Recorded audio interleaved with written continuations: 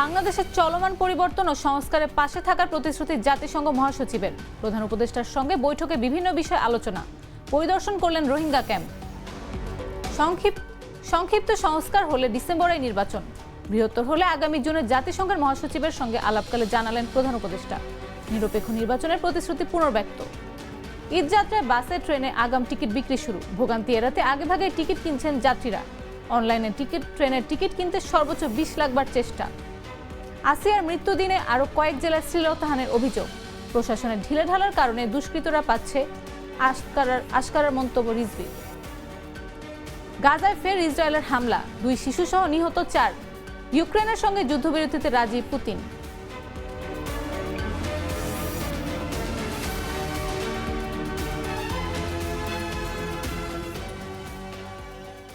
সন্ধ্যা 7টা নিউজের সবাইকে আমন্ত্রণ। সাথে আছে আমি নাফিস আব্দুল্লাহ।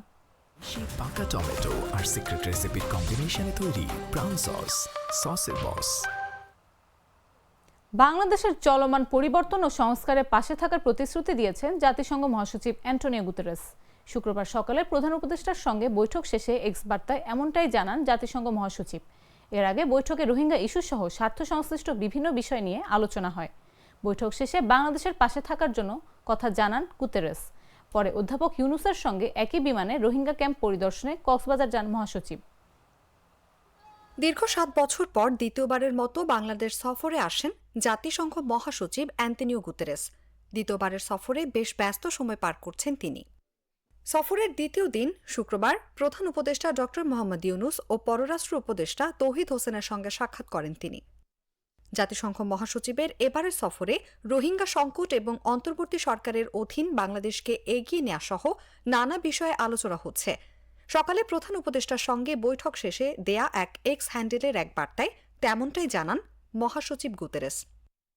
এক্স বার্তায় বাংলাদেশে পৌঁছে উষ্ণ অভ্যর্থনা পাওয়ায় প্রধান উপদেষ্টা ও বাংলাদেশিদের ধন্যবাদ জানান গুতেরেস।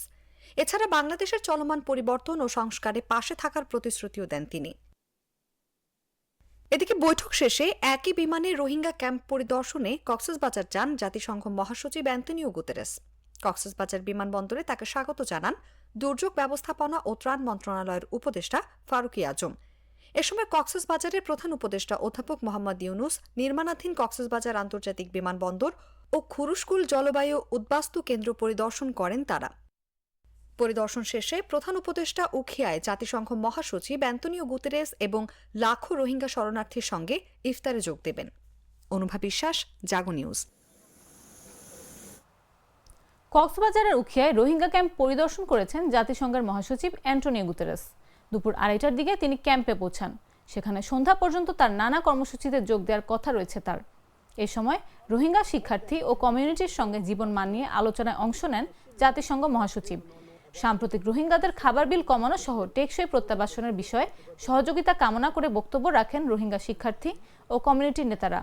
এদিকে কক্সবাজার শহরের কর্মসূচি শেষ করে বিকেলে ডক্টর ইউনুস রোহিঙ্গা ক্যাম্পে যাবেন। সেখানে জাতিসংঘ মহাসচিব ও ডক্টর ইউনুস লাখো রোহিঙ্গার সঙ্গে ইফতারে যোগ দেবেন। এরপর রাতে তারা ঢাকার উদ্দেশ্যে ক্যাম্প ত্যাগ করবেন।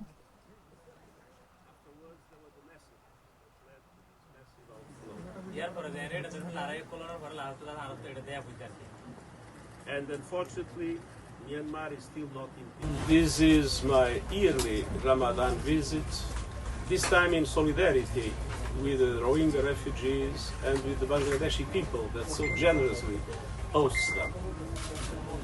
And in this visit, I already heard 2 clear messages. First, Rohingyas want to go back to Myanmar.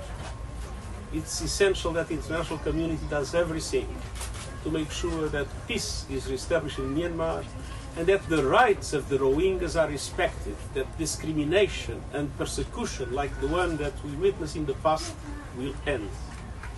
And second, they want better conditions in the camp. Unfortunately, recently, dramatic cuts in humanitarian aid were announced by the United States and by several other countries, namely in Europe. And because of that, we are at risk to cut the food rations in this camp. I can promise that we'll do everything to avoid it, and I will be talking to all countries in the world that can support us in order to make sure that funds are made available to avoid a situation in which people would suffer even more and some people would even die. সংক্ষিপ্ত সংস্কার প্যাকেজে সম্মত হলে ডিসেম্বরে এবং বৃহত্তর সংস্কার package গ্রহণ করলে আগামী বছরের জুনে নির্বাচন অনুষ্ঠিত হবে বলে জানিয়েছেন প্রধান উপদেষ্টা অধ্যাপক মোহাম্মদ ইউনূস। সেই সঙ্গে স্বাধীন নিরপেক্ষ অংশগ্রহণমূলক নির্বাচন অনুষ্ঠানের প্রতিশ্রুতি পুনর্ব্যক্ত করেন তিনি। শুক্রবার রাজধানীর তেজগাঁওয়ে তার কার্যালয়ের ঢাকায় সফররত জাতিসংঘের মহাসচিব অ্যান্টোনিও গুতেরেসের সঙ্গে আলোচনাকালে এ কথা বলেন তিনি। প্রধান উপদেষ্টা গুতেরেসকে সংস্কার প্রক্রিয়ায় অগ্রগতি সম্পর্কে অবহিত করে বলেন, অন্তর্বর্তী সরকারে গঠিত 6টি সংস্কার কমিশনের প্রতিবেদনের বিষয় এরই মধ্যে 10টি রাজনৈতিক দল তাদের প্রতিক্রিয়া জমা দিয়েছে।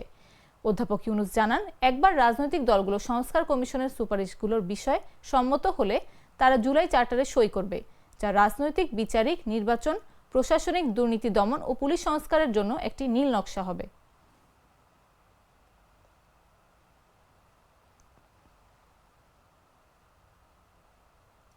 আজ থেকে শুরু হয়েছে ঈদযাত্রার বাস ও ট্রেনের অগ্রিম টিকিট বিক্রি। শুক্রবার সকাল থেকে অগ্রিম টিকিট কাটতে ভিড় করতে শুরু করেছেন বাস যাত্রীরা। এদিকে ট্রেনের টিকিট শতভাগ বিক্রি হচ্ছে অনলাইনে। প্রথম দিনে টিকিট কিনতে চেষ্টা করা হয়েছে সর্বোচ্চ 20 লাখ বার। ঈদ মানেই আনন্দ, ঈদ মানেই খুশি। সেই ঈদের আনন্দ ভাগাভাগি করে নিতে নারীর টানে বাড়ির পানে ছোটেন জীবিকার তাগিদে রাজধানীতে থাকা মানুষগুলো। আসন্ন ঈদ উল ফিতর উপলক্ষে বাসের অগ্রিম টিকিট বিক্রি শুরু হয়েছে আজ থেকে। শুক্রবার সকাল থেকে কল্যাণপুর এবং গাবতলীতে অগ্রিম টিকিট কাটতে ভিড় করতে শুরু করেছেন যাত্রীরা। শুক্রবার ছুটির দিন হওয়ায় সকালে যাত্রীর চাপ কিছুটা কম থাকলেও বেলা বাড়ার সঙ্গে সঙ্গে বাড়ছে ভিড়। নেই ভাড়া নিয়ে নৈরাজ্যের অভিযোগ।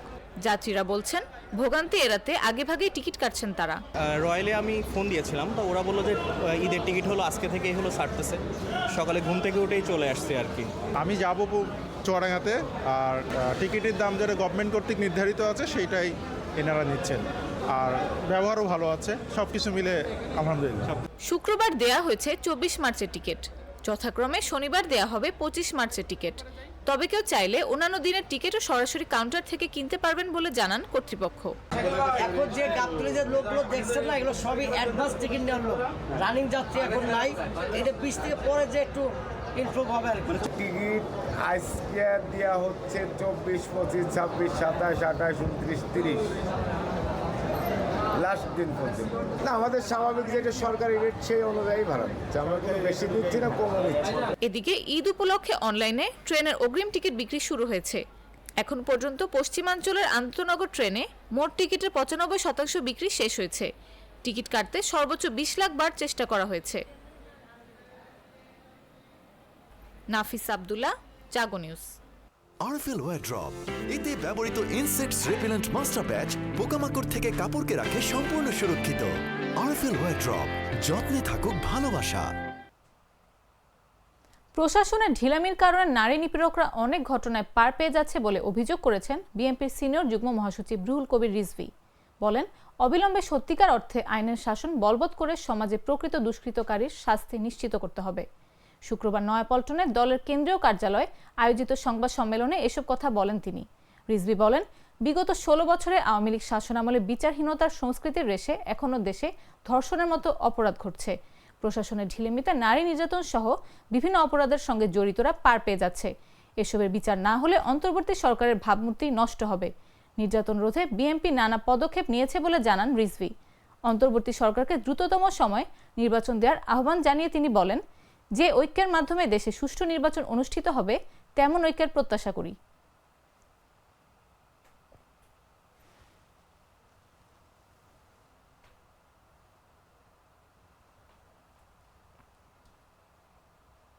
জানাবো আন্তর্জাতিক সংবাদ।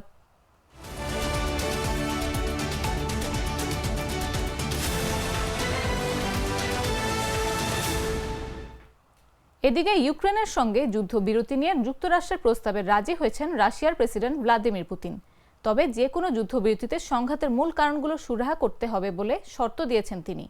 3 বছর ধরে চলা এই সংঘাত বন্ধে মস্কোর প্রতি শর্তহীন যুদ্ধবিরতির দাবি জানিয়ে আসছে ওয়াশিংটন। এরই ধারাবাহিকতা ইউক্রেনের 30 দিনের যুদ্ধবিরতির জন্য যুক্তরাষ্ট্রের মধ্যস্থকারীরা রাশিয়ায় অবস্থান করছেন এবং তাদের পরিকল্পনা উপস্থাপন করছেন। এর আগে ইউক্রেনের বিরুদ্ধে যুদ্ধ অবসানের লক্ষ্যে একটি চুক্তি ও যুক্তরাষ্ট্রের সঙ্গে সম্পর্ক পুনঃস্থাপনে নিজেদের দাবি দেওয়ার তালিকা পেশ করে রাশিয়া। বিষয়টি সম্পর্কে জানাশোনা আছে এমন 2 ব্যক্তি ব্রিটিশ বার্তা সংস্থা রয়টার্সকে এই তথ্য জানিয়েছেন।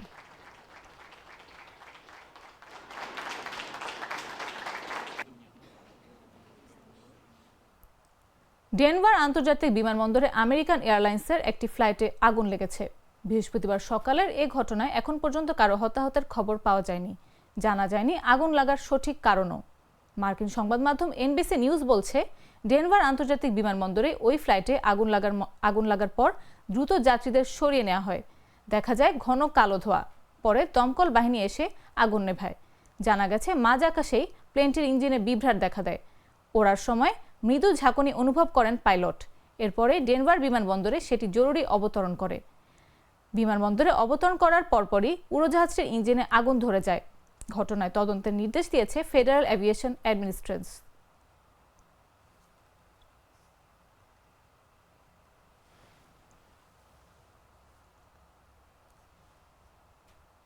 সংবাদ শেষ করার আগে আবারও জানিয়ে দিচ্ছি সংবাদ শিরোনামগুলো। বাংলাদেশের চলমান পরিবর্তন ও সংস্কারের পাশে থাকার প্রতিশ্রুতি জাতিসংঘ মহাসচিবের। প্রধান উপদেষ্টার সঙ্গে বৈঠকে বিভিন্ন বিষয়ে আলোচনা, পরিদর্শন করলেন রোহিঙ্গা ক্যাম্প। সংক্ষিপ্ত সংস্কার হলে ডিসেম্বরেই নির্বাচন, বৃহত্তর হলে আগামী জুনে জাতিসংঘের মহাসচিবের সঙ্গে আলাপকালে জানালেন প্রধান উপদেষ্টা। নিরপেক্ষ নির্বাচনের প্রতিশ্রুতি পুনর্ব্যক্ত।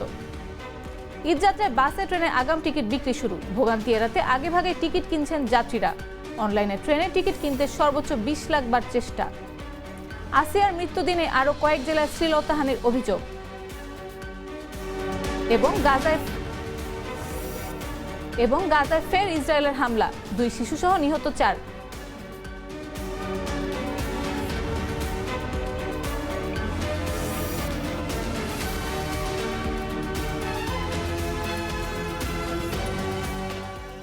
দর্শক, এই ছিল এখনকার মতো। এতক্ষণ সাথে থাকার জন্য ধন্যবাদ সবাইকে।